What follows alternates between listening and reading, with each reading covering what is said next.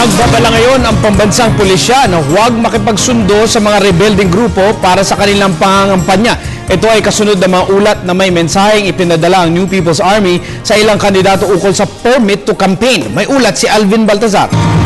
Pinupirma ni DILG Secretary Maroas na may mga natatanggap silang ulat na nagsisimula ng magpadala ng ng NPA sa ilang mga kandidato at may kinalaman sa inaasahang pagbuhay ng mga rebelde sa kanilang permit to campaign activity ngayong panahon ng eleksyon.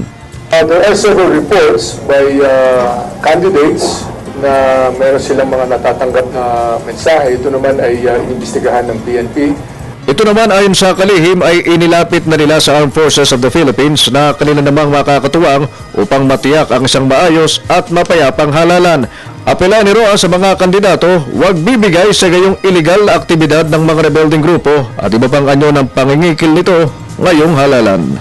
Nananawagan po kami sa ating mga kandidato na huwag pong tugunan itong mga permit to campaign or permit to win or permit to operate o kung ano pang mga paghihingi o mga extortion na hinihingan po kayo ng pera. Itong perang ito ay ginagamit laban din po sa inyo, sa ating gobyerno, sa ating mga mamamayan. Samantala, pinapaakot naman ni PNP Chief General Alan Purisima ang lahat ng kanilang police personnel sa harap ito ng pagsisikap ng pamunuan. Huwag mabahira ng pamumulitika ang kanilang hanay lalo't nagsisimula na ang pangangampanya.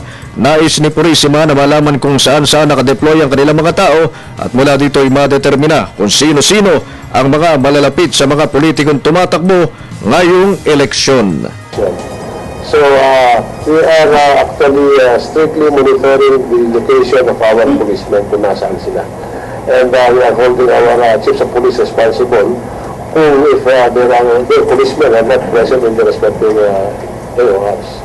Para sa telebisyon ng Bayan, Alvin Baltazar.